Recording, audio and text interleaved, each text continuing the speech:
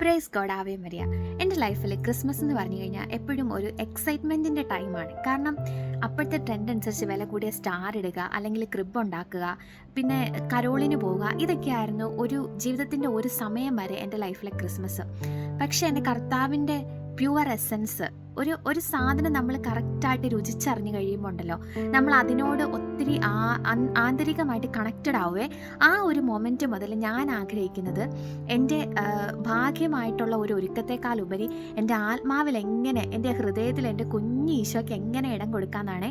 കാരണം ഈശോ ഒത്തിരി ആഗ്രഹിക്കുന്നത് വിശുദ്ധി, എളിമ. ഈശോ പറയുന്നുണ്ട്, സ്വർഗരാജ്യം അവകാശമാക്കുന്നത് കുഞ്ഞുങ്ങളെ പോലെയുള്ളവരാണ്. കാരണം അത്രയ്ക്ക് എളിമ വേണം നമുക്ക്, അത്രയ്ക്ക് വിശുദ്ധി, അത്രയ്ക്കൊരു ഡിപ്പെൻഡൻസ് നമുക്ക് ഈശോയോട് വേണേ. അപ്പോൾ എപ്പോഴും ഇപ്പം ഞാൻ ഒരു ഈശോയെ വേദനിപ്പിക്കാതെ, ഒരു കുഞ്ഞു പാപം പോലും ചെയ്യാതെ, അല്ലെങ്കിൽ ഒരു കുഞ്ഞു പാപം ചെയ്ത് കഴിഞ്ഞ് കഴിഞ്ഞാൽ ഉടനെ ഓടിപ്പോയി കുമ്പസാരിക്കാനും ഈശോയ്ക്ക് ഇഷ്ടമുള്ള കാര്യങ്ങൾ ചെയ്ത്, കാരണം നമ്മുടെ ഓരോ കുഞ്ഞു കുഞ്ഞു മൊമെൻറ്റ്സ് പോലും ഈശോയോട് ഷെയർ ചെയ്യുന്നതൊക്കെ ഈശോയ്ക്ക് ഇഷ്ടമാണ്.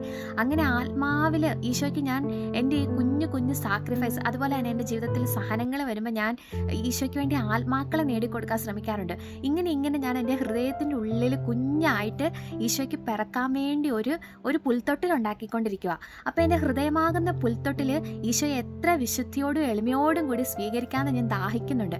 അപ്പം നമുക്ക് ഈ ക്രിസ്മസ് കാലത്ത് ഒരു കുഞ്ഞു പ്രാർത്ഥനയോടുകൂടി നമുക്ക് ഈശോയെ, എല്ലാ തവണയും ഞാൻ ബാഹ്യമായിട്ടാണല്ലോ ഒരുങ്ങുന്ന ഈശോയെ, ഈ തവണ എനിക്ക് ആത്മീയമായിട്ട് നിനക്ക് ഇഷ്ടമുള്ള പോലെ എൻ്റെ ഹൃദയത്തിൽ വന്ന് ജനിക്കാൻ വേണ്ടി ഈ ഒരു ക്രിസ്മസ് ഒരു അനുഭവമാക്കാൻ വേണ്ടി നമുക്ക് ആത്മാർത്ഥമായിട്ട് പ്രാർത്ഥിക്കാവേ. ഈശോ എല്ലാവരും അനുഗ്രഹിക്കട്ടെ.